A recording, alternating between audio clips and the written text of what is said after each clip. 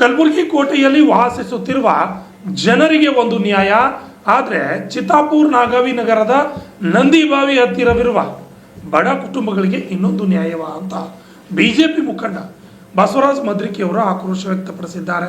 ಇನ್ನು ನಾಗಾವಿ ನಗರ ಚಿತ್ತಾಪುರ ನಾಗಾವಿ ನಗರದ ನಂದಿಬಾವಿ ಹತ್ತಿರ ಇರತಕ್ಕಂತಹ ಬಡ ಕುಟುಂಬಗಳು ನಂದಿಬಾವಿ ಹತ್ತಿರ ವಾಸಿಸ್ತಾ ಇದೆ ಹಲವು ವರ್ಷಗಳಿಂದ. ಅವರನ್ನ ಬೇರೆ ಕಡೆ ಹೋಗಬೇಕು ಅಂತ ಏಕಾಏಕಿಯಾಗಿ ನೋಟಿಸ್ ಅನ್ನ ನೀಡಲಾಗಿದೆ. ಇವರಿಗೆ ನೋಟಿಸ್ ನೀಡಿದ್ರೆ ಕಲಬುರಗಿ ಕೋಟೆಯಲ್ಲಿ ವಾಸಿಸುವ ಜನರ ಕಥೆ ಏನು, ಅವ್ರಿಗೂ ಕೂಡ ನೋಟಿಸ್ ನೀಡಬೇಕಿತ್ತಲ್ವಾ ಅಂತ ಪ್ರಶ್ನೆಯನ್ನ ಮಾಡಿ ಬಸವರಾಜ ಮದ್ರಿಕಿ ಅವರು ಸಚಿವರ ವಿರುದ್ಧ ಆಕ್ರೋಶ ಹೊರಹಾಕಿದ್ದಾರೆ. ಕಲಬುರಗಿ ನಗರದ ಪತ್ರಿಕಾ ಭವನದಲ್ಲಿ ನಡೆದ ಸುದ್ದಿಗೋಷ್ಠಿಯಲ್ಲಿ ಮಾತನಾಡಿದ ಅವರು, ಕಲಬುರಗಿ ಜಿಲ್ಲೆ ಚಿತ್ತಾಪುರ ತಾಲೂಕಿನ ನಾಗಾವಿ ನಂದಿಬಾವಿ ಹತ್ತಿರ ಅನೇಕ ಬಡ ಕುಟುಂಬಗಳು ವಾಸಿಸುತ್ತಿವೆ. ಈಗ ಏಕಾಏಕಿ ಅಲ್ಲಿ ಬಂದು ಜಾಗ ಖಾಲಿ ಮಾಡಲು ಹೇಳಿದ್ದಾರೆ. ಇದು ಜಿಲ್ಲಾ ಉಸ್ತುವಾರಿ ಸಚಿವರ ನಡೆ.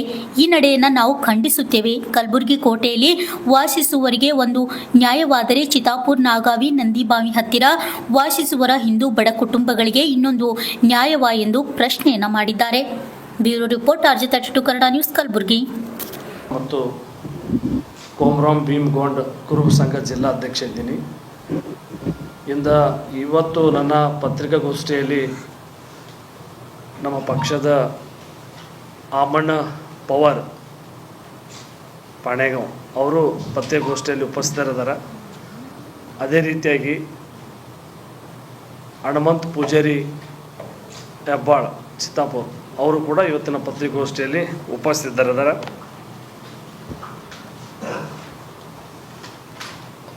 ತಮಗೆಲ್ಲರೂ ಗೊತ್ತಿರುವ ಹಾಗೆ ರಾಜ್ಯದಲ್ಲಿ ಆಡಳಿತಾರೂಢ ಕಾಂಗ್ರೆಸ್ ಸರ್ಕಾರ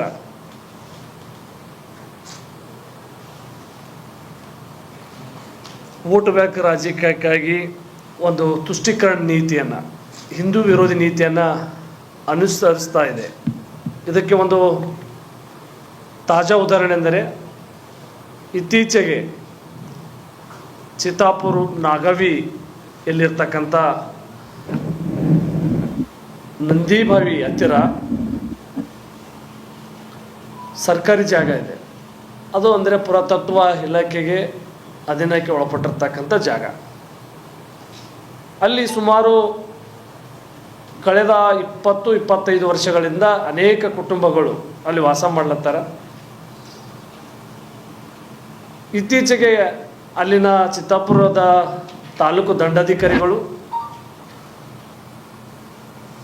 ಹಾಗೆಯೇ ಅಧಿಕಾರಿಗಳು ಕೂಡ ಅಲ್ಲಿ ಭೇಟಿ ಕೊಟ್ಟು ಅವರಿಗೆ ಒಂದು ನೋಟಿಸನ್ನು ಕೊಟ್ಟರು. ನೀವು ಇಲ್ಲಿ ಖಾಲಿ ಜಾಗ ಇಲ್ಲಿದ ಜಾಗವನ್ನು ಖಾಲಿ ಮಾಡಬೇಕು, ತೆರವುಗೊಳಿಸ್ಬೇಕಂತ ಹೇಳಿದ್ರು. ಅವರಿಗೆ ಸಮಾವಕಾಶನೇ ಕೊಡ್ತಲ್ಲ, ಹೋಗಿ ಅಂತ ಅವ್ರು ಹೇಳತ್ತಾರ. ಈಗ ಅವ್ರು ಎಲ್ಲಿಗೆ ಹೋಗ್ಬೇಕು? ಅವ್ರಿಗೊಂದು ಪರ್ಯಾಯ ವ್ಯವಸ್ಥೆ ಮಾಡ್ಬೇಕಲ್ಲ.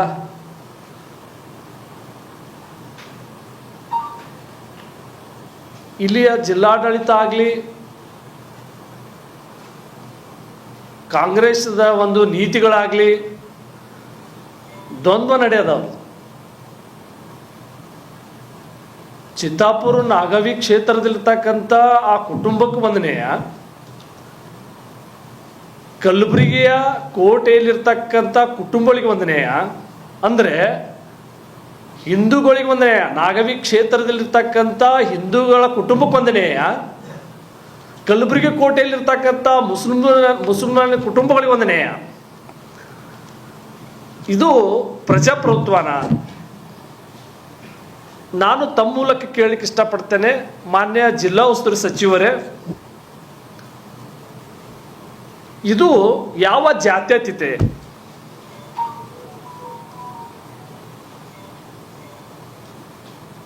ಈಗಾಗಲೇ 2000 ಹೈಕೋರ್ಟ್ ಕಲಬುರಗಿ ಕೋಟೆಯಲ್ಲಿರ್ತಕ್ಕಂಥ ಕುಟುಂಬದವ್ರಿಗೆ ತೆರವುಗೊಳಿಸ್ರಿ, ಜಾಗ ಖಾಲಿ ಮಾಡಿಸ್ರಿ ಅಂತ ಹೇಳಿದೆ. 2025ರಲ್ಲಿ ಹೈಕೋರ್ಟ್ ಆದೇಶ ಕೂಡ ಚೀಮಾರಿ ಹಾಕಿದೆ ಕರ್ನಾಟಕ ರಾಜ್ಯ ಸರ್ಕಾರಕ್ಕೆ. ಆದರೂ ಕೂಡ ಜಾಗ ಖಾಲಿ ಮಾಡ್ತಾ ಇಲ್ಲ. ಅಂದರೆ ಒಂದು ಕೋಮಿನ ಜನರನ್ನು ತುಷ್ಟೀಕರಣ ಮಾಡ್ತಕ್ಕಂಥ ನೀತಿ ಈ ಕಾಂಗ್ರೆಸ್ ಮೊದಲಿಂದ ನಡ್ಕೊಂಡು ಬಂದಿದೆ, ಇವತ್ತಿಗೂ ಕೂಡ ನಡೆಸ್ಕೊಂಡು ಹೋಗ್ತಾ ಇದೆ. ಈ ಕಾಂಗ್ರೆಸ್ನ ಈ ನಡೆಯನ್ನು ನಾವು ಖಂಡಿಸ್ತೇವೆ. ಹಿಂದೂ ಸಮಾಜಕ್ಕೆ, ಹಿಂದೂ ಕುಟುಂಬಗಳಿಗೆ ಒಂದು ನ್ಯಾಯ, ಮುಸ್ಲಿಂ ಕುಟುಂಬಗಳಿಗೆ ಒಂದು ನ್ಯಾಯ ಮಾಡ್ತಕ್ಕಂಥದ್ದು ಸರಿಯಲ್ಲ. ಈ ಸರ್ಕಾರದ ಒಂದು ಹೆಂಗದಪ್ಪ ದ್ವಂದ್ವ ನಡೆ ಅಂದರೆ ಇತ್ತೀಚೆಗೆ ಕೂಡ ಏನು RSS ಪಥಸಂಚಲನ ಆಯಿತು 10/10/2025 ಆ ಪಥಸಂಚಲನ ಸಂದರ್ಭದಲ್ಲಿ ಭಾಗವಹಿಸಿದಂಥ ಶಿಕ್ಷಕರದಾರ ಗುರುರಾಜ್ ಜೋಶಿ ಅಂತ ಸಹ ಶಿಕ್ಷಕರು. ಇವರು ಸರ್ಕಾರಿ ಬಾಲಕಿಯರ ಪ್ರೌಢಶಾಲೆ ಹುಣಸಗಿ ತಾಲೂಕು ಸುರಪುರ ಜಿಲ್ಲಾ ಕಲಬುರಗಿ. ಅವ್ರಿಗೆ ಈಗ ಸಸ್ಪೆಂಡ್ ಮಾಡ್ಯಾರ, ಈಗ ಸಸ್ಪೆಂಡ್ ಆರ್ಡರ್ ಕಳಿಸ್ಯಾರ ಮೊನ್ನೆ ಎಜುಕೇಷನ್ ಡಿಪಾರ್ಟ್ಮೆಂಟಿಂದ.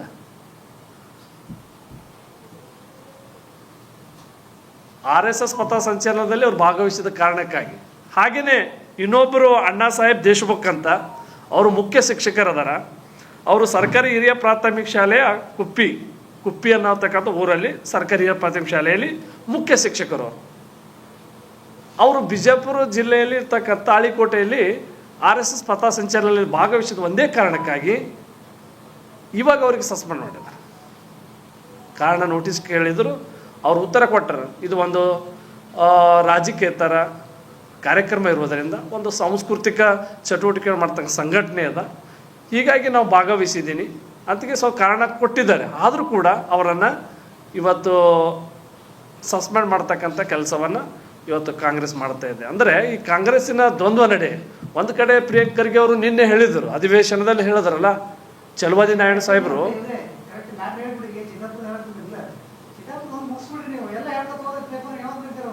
ಅದು ಮುಗೀತು, ಅದು ಇಲ್ಲ ಚಿತ್ತಾಪುರದ ಮುಗೀತು, ಅದು ಇಲ್ಲ ಅದು ಚಿತ್ತಾಪುರ ಮುಗೀತು. ಇದು ಇದು ಇದು ಪ್ರಸ್ತುತದ ಸರಿ, ಇದು ಪ್ರಸ್ತುತದ.